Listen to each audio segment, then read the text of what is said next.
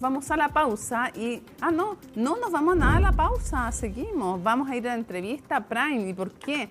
Porque vamos de inmediato. Ya está listo para conversar con el exsecretario de la Asamblea Nacional de Venezuela, Roberto Marrero. Le agradecemos a Alicia que nos haya acompañado. Roberto, muchísimas gracias por estar con nosotros en el CNN Chile. Muy buenas noches. Mónica, buenas noches, gracias, Dios te bendiga.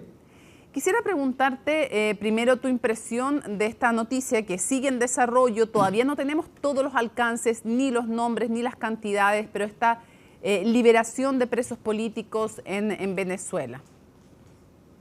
Bueno, sí, tenemos una noticia del mediodía de hoy. El presidente de la Asamblea de Maduro, bueno, Jorge Rodríguez, el hermano de Delcy, con la presión de Trump, que ayer dijo el presidente Trump que había un centro de torturas que se llama el Helicoide y que esperaba la liberación de los presos y la eliminación de ese centro. Y ya al día de hoy están dando un decreto del presidente de la Asamblea, dijo que, bueno, que iba a haber un acto unilateral de liberación masiva de presos políticos. No lo calificó de presos políticos porque ninguna dictadura hace eso de autodenominarse como que infringe la ley, pero sí dijo una liberación de ciudadanos. Y estamos esperando, hasta ahora solamente se han confirmado 5 liberaciones, estamos esperando, se habla de una lista de 250, en Venezuela hay cerca de 900 presos políticos según las ONG, sin embargo son muchos más los presos por causas políticas. Ahora, quisiera preguntarte, ¿cuál es la información que tienes tú de cómo está actuando el régimen? Recordar que tú fuiste secretario de la Asamblea Legislativa en Venezuela. ¿Cuál es la información que tienes respecto de la represión? Conversamos hace un par de días aquí en CNN Chile con José Miguel Vivanco, que fue el director de Human Rights Watch, y nos contaba cómo ya tenían testimonios creíbles y certificados respecto del incremento de la represión posteriormente a la intervención de Estados Unidos. Bueno, yo mismo estuve año y medio preso en el Helicoide por orden directa de Maduro, o sea, conozco de buena mano la represión, y para mí es un día con mucha expectativa. Cuando me conversé con producción para esta entrevista, calculábamos que hasta ahora estarían liberados ya cientos de presos, y resulta que apenas van 5, un retraso importante. Entendemos que algo debe estar pasando, el proceso de liberación está trancado. Asumo que no habrán llegado a un consenso interno en las fuerzas del régimen, pero supongo, deseo que en el día de hoy o en la madrugada terminen de liberar a estos cientos de presos políticos y podamos tener una buena noticia de que realmente avanzamos, porque una cosa es el avance en lo económico, pero una transición también tiene que avanzar en los derechos humanos, en las democracias, en la convocatoria de elecciones, en la no persecución a la disidencia, en el regreso a los exiliados, donde yo me encuentro actualmente en el exilio en los Estados Unidos. Esas son las noticias que esperamos para que de verdad pueda haber un reencuentro. Pero Roberto, ¿tú también tienes la impresión o las noticias de que una vez producida la extracción de Nicolás Maduro, se produce un incremento de la represión por parte del régimen que ahora encabeza Delcy Rodríguez? No, más bien siento que una vez ocurrida la extracción, hay una posición alineada con los Estados Unidos para cumplir un cronograma hacia la transición. Esa es la impresión que tengo. De un cuerpo muy, muy represivo. Sí hubo algunas capturas de algunos periodistas y ha habido 14. intimidación en las calles a los ciudadanos, pero eso no es nada para un régimen que te mete 100 personas presas un día. Pues.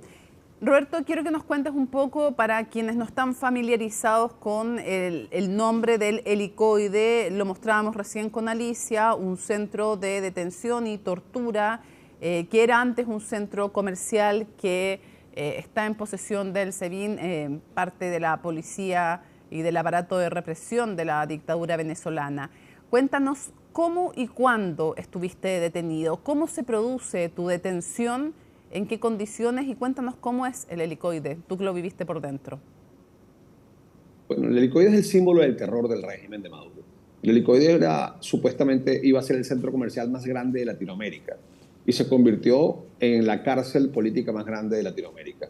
Nunca abrió como centro comercial, fue construido en los años 50 y a mediados de los 80 lo toman los presidentes de la democracia, creo que fue el presidente Pérez o el presidente Caldera, y lo convierte en la sede de la policía política, la DICIT.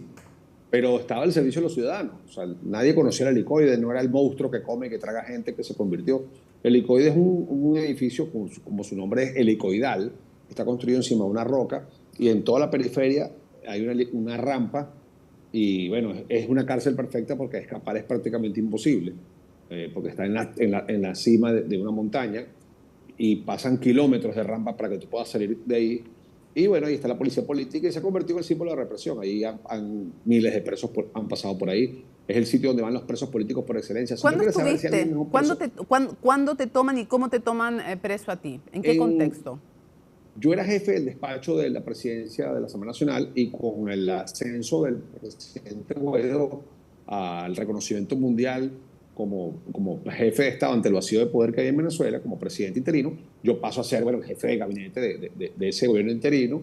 Y bueno, no tenía ninguna idea, yo le había ganado las elecciones a Diosdado Cabello en Monagas en el año 2015, pero me descalificó el CNE, por lo tanto no era diputado, y al no ser diputado, bueno, estuve en otros cargos como secretario de la Asamblea, presidente, jefe del despacho del gabinete de la Asamblea Nacional, después de la presidencia interina, pero no tenía inmunidad. Entonces, cuando quisieron darle un tiro a la estructura de la oposición en lo que era el equipo del presidente Juan Guaidó en su momento, la persona de más alto rango y más vulnerable era yo porque no tenía inmunidad y en aquel momento todavía respetaban un poco el tema de la inmunidad parlamentaria. Y bueno, me metieron preso un 21 de marzo y pasé 18 meses en el helicoide. Para que entiendan cómo es el helicoide. El helicoide es una celda, es un centro, es en los pasillos del centro comercial, es un área sin ventilación, es un área sin luz, sin ventanas, sin ver el sol. Las cárceles normales de todo el mundo tienen sus barrotes y tienen su área al aire libre donde los presos pueden pasar el día. En el helicoide no es así, en el helicoide todo el tiempo se vive en el interior de la celda o en el interior de los pasillos donde no hay contacto con la luz directa. Es una cárcel con unos muros muy gruesos. Y para que tengas ideas, es como una celda, Mónica, me imagino, esta noche cuando te acuestes en tu cuarto y veas tu cama, quizás tú tengas el privilegio de una cama más o menos grande. Ponte tú una cama 2x2, un king size, que es una cama buena, donde pueda una familia tener esa dicha. Bueno, ese era el tamaño de toda la celda donde yo viví durante año y medio. En 2x2, toda la vida de un ser humano ahí.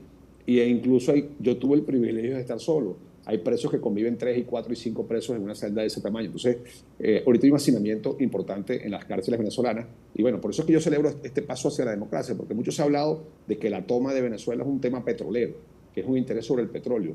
Y que al día siguiente de que empiece un convenio con PDVSA, el presidente Trump y la administración impulsa la liberación de presos políticos. Y además la transición en Venezuela, el régimen, que se ve que está jugando o cerrando filas con la administración. Dime. Ojalá que tú tengas razón, pero no quiero dejar, porque no solemos tener la posibilidad de conversar con alguien que haya estado en el helicoide. El ya estar detenido de manera ilegal es un apremio en sí, pero es también un centro de torturas el helicoide. ¿Fue tu caso? ¿Fue tu caso? ¿Te torturaron a ti? Te lo pregunto. Dentro de lo que tú puedas y quieras contar, ¿fuiste testigo de torturas de otras personas? Hay distintos tipos de torturas: privación de sueño, exposición a ruidos, tener todo el tiempo la luz prendida. ¿Cómo lo viviste tú y de qué fuiste testigo también? Yo estaba en una condición bastante de aislamiento. ¿Cuál es la tortura para cualquier preso? El no tener visita, el estar confinado, el no salir, el no ver el sol, el no saber qué hora es, el no tener acceso. Te conviertes en una cosa y te acostumbras a la rutina de ser alguien que está depositado en un centro y pierdes un poco la humanidad. Para ver las torturas de las que tuve conocimiento de otros compañeros que antes que yo llegara, fracturas de costillas, guindados en áreas con cadenas, amarrados a una poseta durante un tiempo muy largo. Entonces, yo siento que tuve la suerte de que mis torturas fueron relativamente leves para lo que han pasado otros compañeros que incluso han pagado con la vida. Y del SEBIN salió muerto Fernando Albán. En el SEBIN falleció por falta de atención el general Baduel. O sea, hay muchos que han entrado y han salido y sobre todo gente inocente. En mi caso, yo era un preso político y yo estaba en una lucha contra una dictadura. Yo sabía a lo que me enfrentaba. Pero hoy hay miles de jóvenes que simplemente fueron testigos de mesa o estaban caminando y alguna protesta o se los llevó el SEBIN porque alguien en un celular o alguien dijo que ellos tenían algo que ver y jóvenes de 20, sexagenarios, adolescentes presos durante más de año y medio. Eso es una torturencia y además la tortura de las cárceles políticas afecta a la familia. porque la familia no puede saber dónde está. Hoy todavía los familiares de Roland Carreño y Freddy Superdano no saben el paradero de ellos. Van todos los días al rodeo y le dicen, no, él no está aquí, no le aceptan la comida. Entonces, ¿de qué se alimentan? ¿Cómo se visten? No tienen ropa, no tienen sus cosas. No se le... O sea, una vez que estás preso, ya, me metiste preso, ok, acabaste conmigo, me tienes encerrado, pero permíteme que sea la dignidad de que yo reciba mi comida, mi alimento, de que mi familia pueda visitarme, de que me puedan ver, que es algo sagrado, el derecho a la visita. ¿Tú no viste a tu familia durante 1 año y medio? ¿En qué condición estaba tu familia? ¿El régimen alguna vez les entregó información, reconoció dónde tú estabas? Mira, Mónica, mi detención fue muy mediática por el momento político que había en Venezuela y causó una impresión casi mundial. A la semana, mi esposa, yo le había pedido que saliera del país por motivos de seguridad con mi hijo, porque estábamos enfrentándonos a una situación complicada y no quería tener esa presión o sea, es difícil enfrentarse a una dictadura teniendo un talón de Aquiles como tu familia ahí. Entonces, por eso es que no lo vi realmente. A mí me permitieron el acceso de visita al tiempo, a los meses me permitieron el acceso a visita, pero hoy los presos que están ahí no tienen acceso a la visita. O sea, Freddy Superdano, Roland Carreño, ¿cómo que se llama? El joven que es yerno del presidente electo del mundo. Rocío San Miguel. Tienen años. Rocío creo que va para más de 2 años presa y no ha visto a su familia, no ha tenido visita, una sola fe de vida que dieron de ella, y así tantos otros. Son más de 500 presos sin acceso a sus abogados. Todo eso es una tortura. ¿Cómo se dio tu liberación? En un marco de una negociación de la Unión Europea, mucha presión. En aquel tiempo el canciller Borrell dirigía la misión de la Unión Europea y mucha presión internacional con el apoyo del gobierno de España y el gobierno de México. Hubo un indulto similar al que está ocurriendo hoy, el 31 de agosto de 2020, y fuimos indultados 110 ciudadanos, totalmente inocentes todos, y de ellos estamos en condición de privación de libertad, creo que unos 40. Otros eran diputados perseguidos con causas abiertas, pero bueno, el régimen como todo volvió a incumplir todos los acuerdos y yo salí con el apoyo del gobierno de España en plena pandemia, logré montarme en un avión vía México, fue complicado, con el cónsul, un agregado consular del gobierno de México me acompañó en el vuelo para garantizar que en todo el proceso tuviera protección diplomática, porque esto es un régimen que no, cada día era la gran tragedia del régimen de Venezuela es que no hay una sola cabeza que mande. Entonces es más complicado todo. ¿Y tú ahora crees, que extrajeron... Sí, tu impresión de la situación actual es que realmente se va a lograr una transición a la democracia. ¿Le importa eso realmente a Donald Trump o le importa más el petróleo de Venezuela? ¿Y quién debiera encabezar ese proceso? Porque se ha dicho por ahora que María Corina y Edmundo González no están en los planes de Estados Unidos. Mira, como te digo, es muy buen síntoma que hayan hecho la petición de liberación de presos políticos, porque eso es el primer paso hacia una transición a la democracia. Si el negocio fuera solamente el petróleo, pues no estuvieran haciendo esta presión que está ocurriendo. Te estoy diciendo que el 3 de enero estaba Maduro en el poder. Ya hoy no está Maduro en el poder. Y estamos hablando 8 de enero, apenas 5 días después, se está hablando de desmantelar el centro principal del terror, que es el helicoide. El principal símbolo de la represión es el helicoide. Y se está hablando de que lo están desmantelando, de que hay una liberación de presos masiva.